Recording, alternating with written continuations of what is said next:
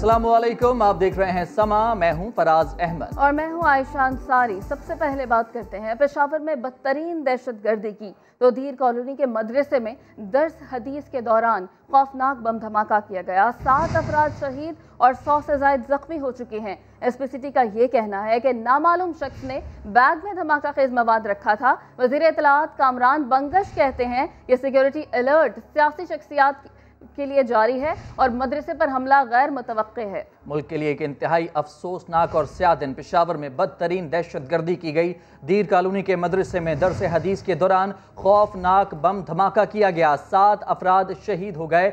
शोहदा में तलबा की तादाद शामिल है और 100 से ज़ायद अफराद ज़ख्मी हैं, जिन्हें मुख्तलिफ अस्पतालों ख़ास तौर पर पेशावर लेडी रीडिंग अस्पताल में मुंतकिल किया गया है।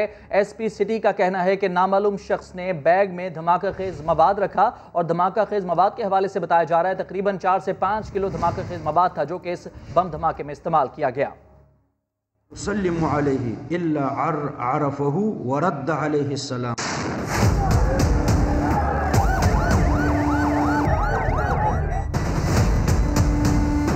पेशावर फिर लहू लहू। दीर कॉलोनी में दहशतगर्दी का बदतरीन वाकया।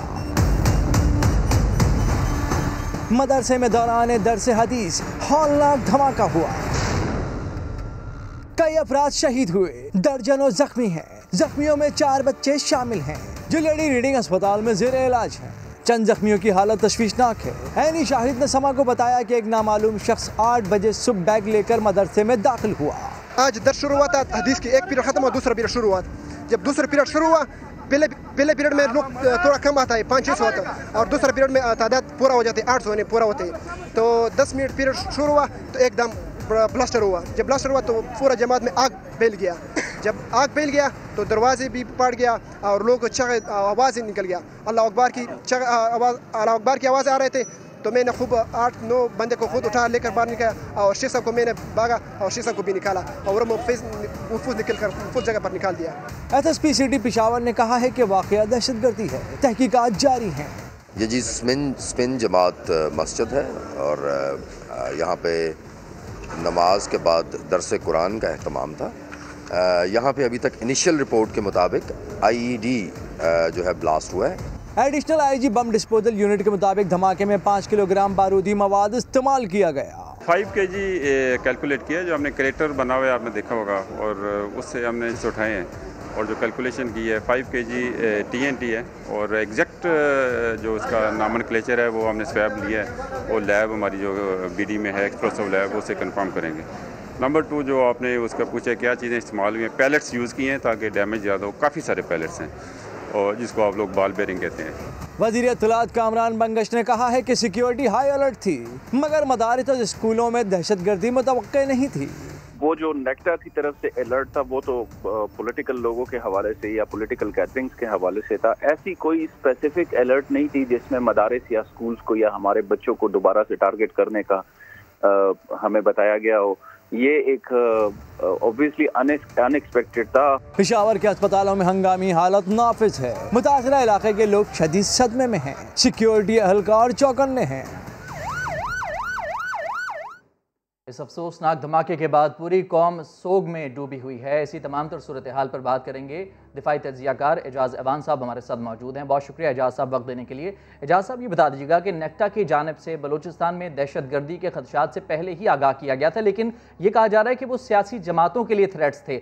ये जो धमाका है ये अनएक्सपेक्टेड था, क्या कहेंगे? आई थिंक ये बड़ी एब्सर्ड और गैर मंतकी बात है कि वो अलर्ट सिर्फ सियासी इज्तिमात के लिए था। क्या दहशतगर्द इन्हें बताकर आएंगे कि हम कौन सा टारगेट एंगेज करेंगे और कौन सा नहीं करेंगे? दहशतगर्दी जो होती है ये हमेशा सॉफ्ट टारगेट्स के खिलाफ होती है, निहत्ते लोगों के खिलाफ होती है, बेगुनाह लोगों के खिलाफ होती है, ताकि इनसिक्योरिटी क्रिएट की जाए और लोगों को बददिल किया जाए हुकूमत से और एक खौफ की लहर पैदा की जाए। तो ये कहना कि वो सिर्फ सिक्योरिटी अलर्ट जो है दहशत पॉलिटिकल इज्तिमात के लिए था, मेरे ख्याल में ये एक बड़ी गैर मंतकी और गैर मनसूबाना बात है।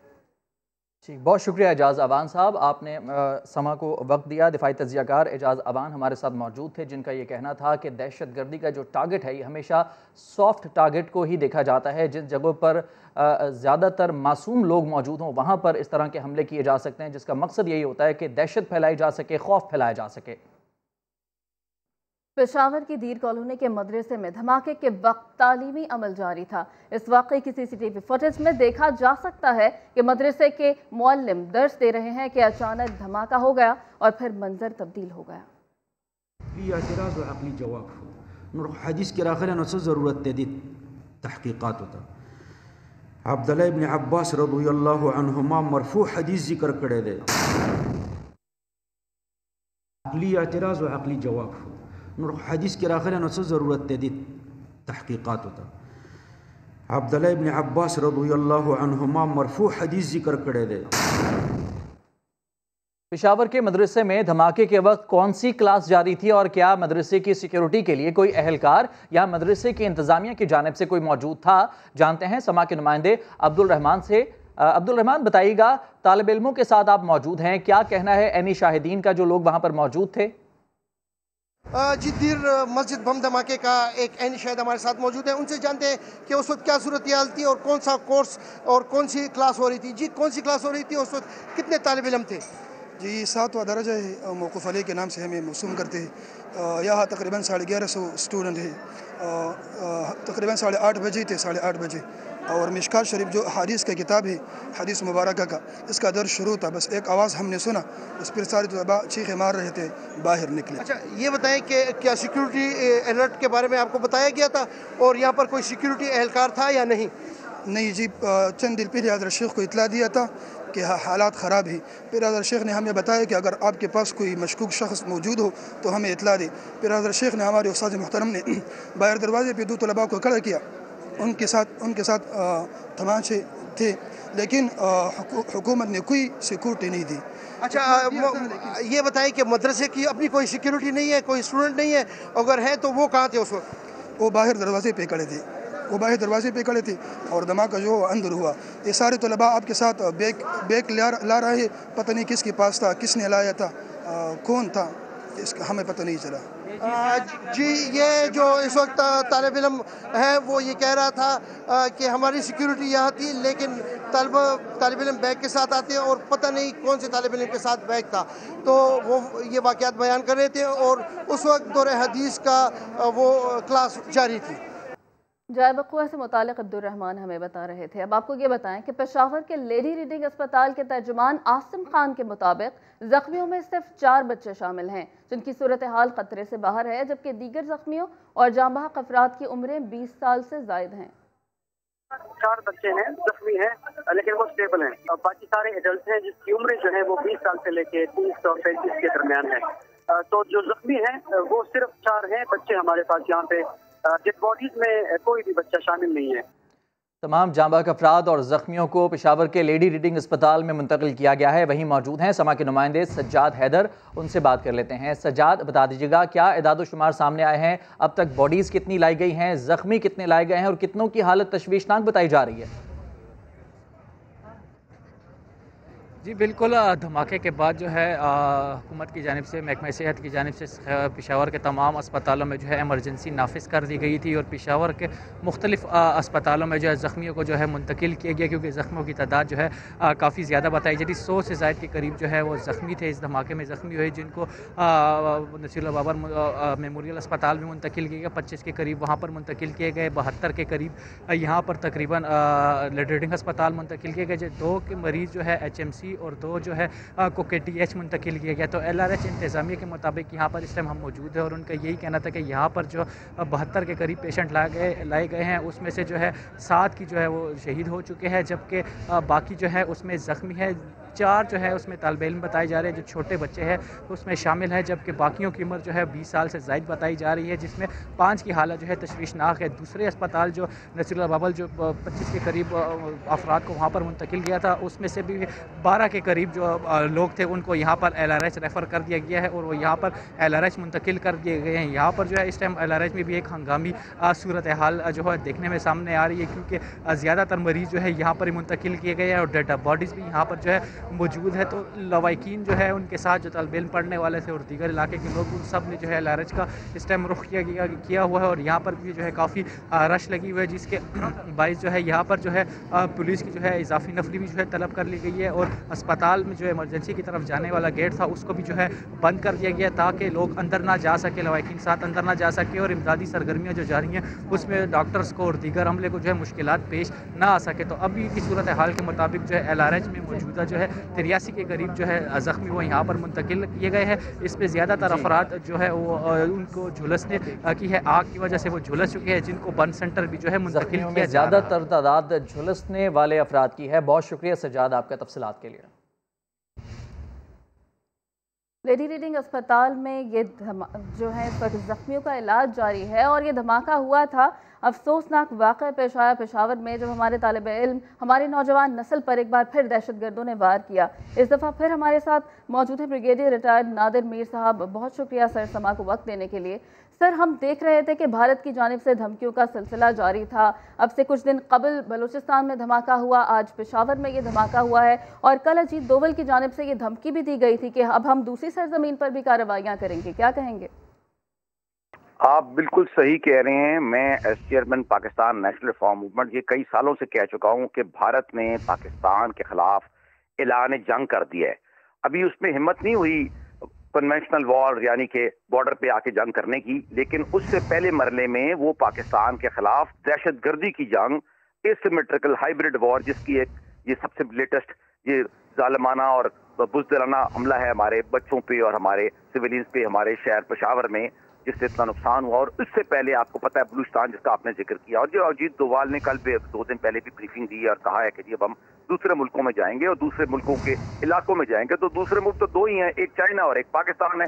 चाइना में जाने की तो उनकी हिम्मत है ही नहीं, जब जाएंगे तो उनको जवाब मिल जाएगा। मसला ये है कि पाकिस्तान में वो दहशतगर्दी बढ़ाता जा रहा है और पाकिस्तान को इसका जवाब देना है हमें। मैं बहुत दफ़ा कह चुका हूँ, बहुत दफ़ा, एक दफ़ा नहीं बहुत दफ़ा और मुख्तलिफ मौक़ों पे, कि पाकिस्तान को अब एक जारहाना पॉलिसी भारत के खिलाफ लानी पड़ेगी, जवाब देने वाली। अगर पाकिस्तान में ब्लास्ट होता है या पाकिस्तान में हमले होते हैं तो भारत के को भी इसकी कीमत अदा करनी पड़ेगी और करनी चाहिए। लेकिन हमारी जो पॉलिटिकल एलीट है, चाहे वो हुकूमत है और चाहे वो अपोजिशन है, वो आपस में उलझी हुई है, जैसे आपने दिनों तो मैं पहले भी कह रहा था और रिपीट कर रहा हूँ कि एक तरफ तो पॉलिटिक्स चलती रहती है दुनिया में जंगें हुई हैं, बड़ी बड़ी वर्ल्ड वॉर्स हुई हैं, तो उस मुल्कों में भी पॉलिटिक्स होती थी, इलेक्शन भी हो गए थे। तो लेकिन जो जंग चल रही है पाकिस्तान के खिलाफ, वो सारे पाकिस्तान के खिलाफ जंग है। ये किसी पार्टी या किसी शख्स के खिलाफ जंग नहीं है, किसी इलाके के खिलाफ जंग नहीं, सारे पाकिस्तान के खिलाफ जंग है भारत। इसका हमने भरपूर जवाब देना है और हमारे में काफियत है, हमारी फौज बहादुर है, हमारे इदारे बहुत अच्छी है। We have to answer them back. जब तक हम उनको कार्रवाई नहीं करेंगे, ये कार्रवाई बढ़ती रहेगी और अब उनका इरादा है इसको बहुत बड़े पैमाने पर ले जाने का। सही, बहुत शुक्रिया ब्रिगेडियर रिटायर्ड नादिर मीर साहब। आपका ये कहना था कि अब भारत की कोशिश है कि इसको बहुत बड़े पैमाने पर लेकर जाए और पाकिस्तान में अमन को सबताश करे और दहशतगर्दी की कार्रवाइयाँ जारी रखे। वज़ीर मेहनत और सकाफत खैबर पख्तूनख्वा शौकत यूसुफजई ने धमाके की जगह का दौरा किया। इस मौके पर मीडिया से गुफ्तगू में उनका कहना था कि बताया जा रहा है कि एक नहीं 2 धमाके हुए हैं जिसकी तहकीकात की जा रही हैं। शौकत यूसुफजई ने कहा कि 5 से 6 किलो धमाका खेज मवाद बैग में रखा हुआ था, तहम जिस मदरसे को निशाना बनाया गया उसमें सूबे भर से बच्चे पढ़ने आते थे। देखिए, अभी तक तो यही है कि बैग रखा गया था, उसमें 5-6 किलो जो वजनी मवाद था वो मौजूद था, उसकी वजह से। और ये भी कहा जा रहा है कि 2 धमाके हुए हैं एट अ टाइम। अब उसका जायज़ा लिया जा रहा है। ये वही जगह है, आप देखें, मुतासरा मदरसा है और ये बहुत बड़ा मदरसा है, इसमें पूरे सूबे के बच्चे यहाँ के पढ़ते हैं।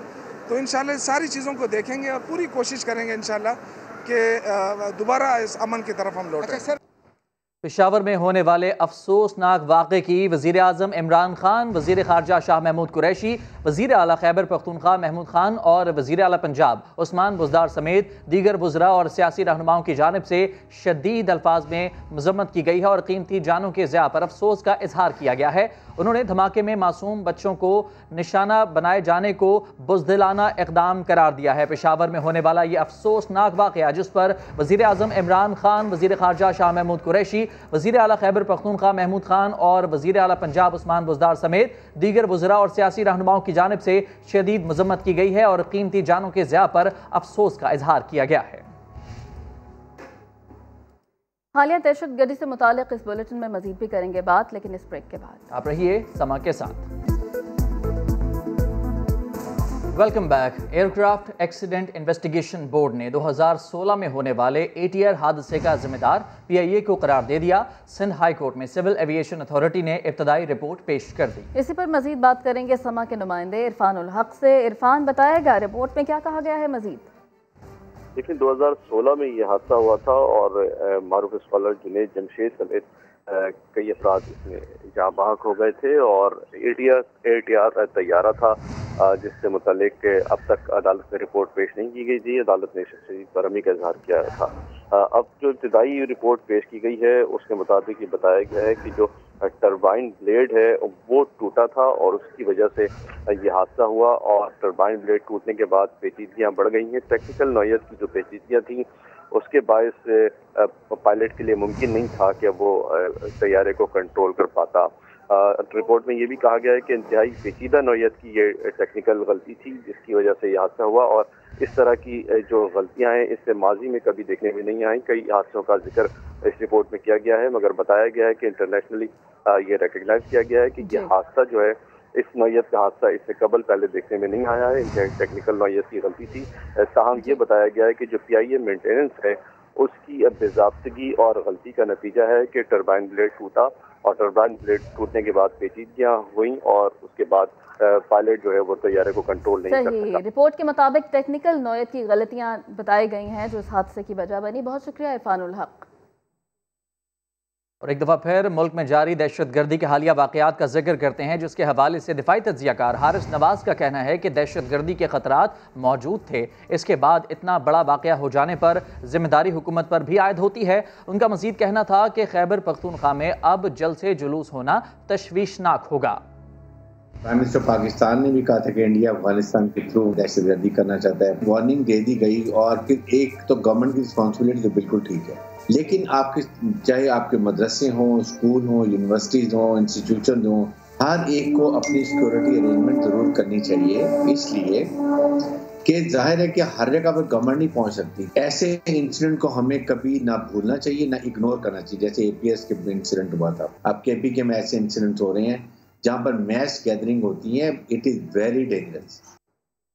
दुश्मन मुल्क को अफगानिस्तान में शिकस्त हुई जिसके बाद पाकिस्तान के अमन पर एक बार फिर बुज़दिल ने हमला कर दिया। वज़ीर आज़म के मुआविन खुसूसी अल्लामा ताहिर अशरफी ने पेशावर धमाके की शदीद मजम्मत करते हुए कहा कि हमें इत्तेहाद का मुजाहरा करते हुए दुश्मन के नापाक इरादों को नाकाम बनाना होगा।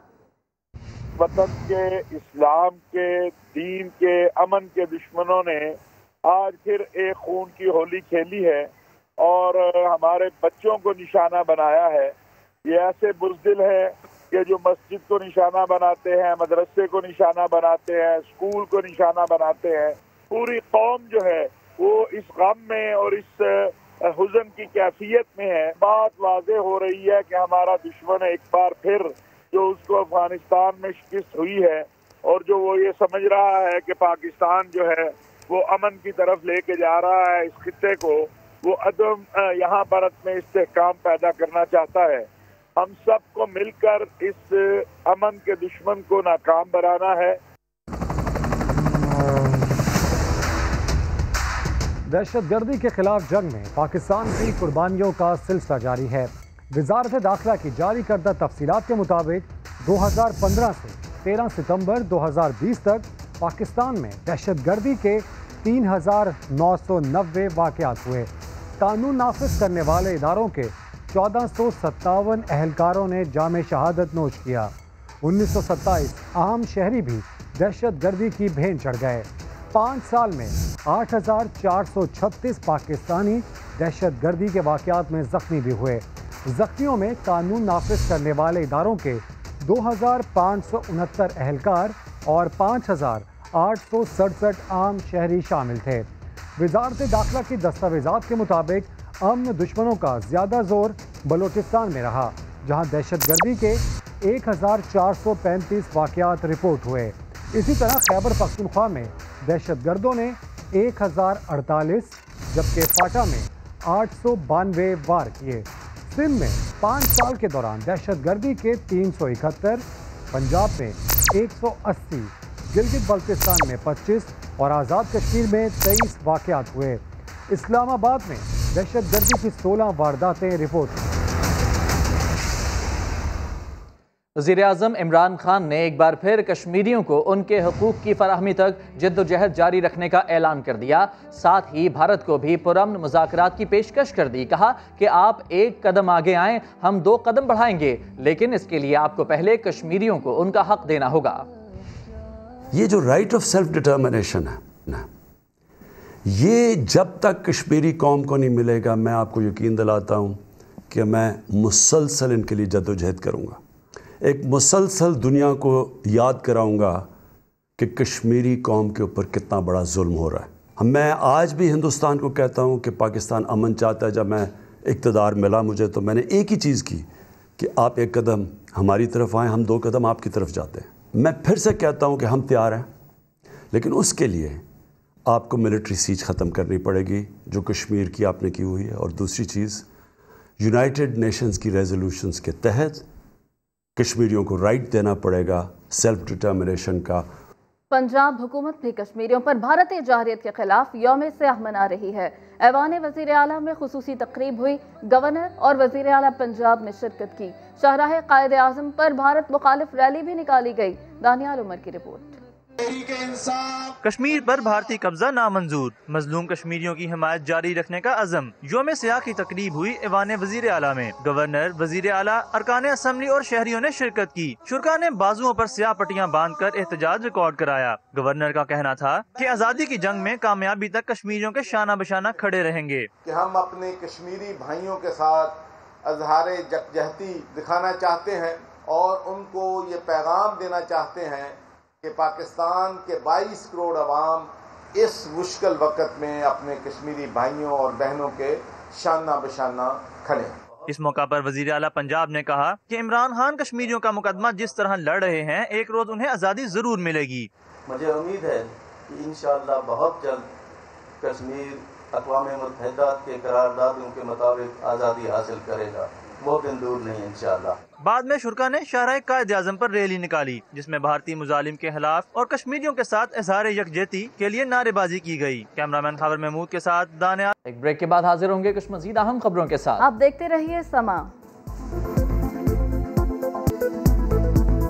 Welcome back. अब आपको बताएं कि लाहौर की एहतसाब अदालत में शहबाज शरीफ फैमिली के खिलाफ मनी लॉन्ड्रिंग केस की समाअत हुई और वादा मुआफ गवाहों के बयानात की कॉपी ना होने की वजह से फर्द जुर्म आयद ना हो सकी। शहबाज शरीफ का कहना था कि इमरान खान की हिदायत पर मुझे सजा कराने में तेजी की जा रही है। मजीद जानते हैं, समा के नुमाइंदे शाहिद हुसैन हमारे साथ मौजूद हैं। शाहिद, बताइएगा केस की समाअत का क्या अहवाल है आपके पास? जी, आज जब केस की समाअत शुरू हुई तो सबसे पहले मुल्जिमान को जो लेट पेश किया जाता है उस पर अदालत ने हुक्म जारी किया है कि आइंदा ये जो पॉलिटिशियंस हैं इनकी पेशी 9:30 बजे यकीनी बनाई जाए, ताकि पूरा दिन जो है वो अदालत का ज़ाया ना हो और सड़कों पर जो रुकावटें खड़ी करके लोगों को मुश्किलात होती हैं वो भी ना हो।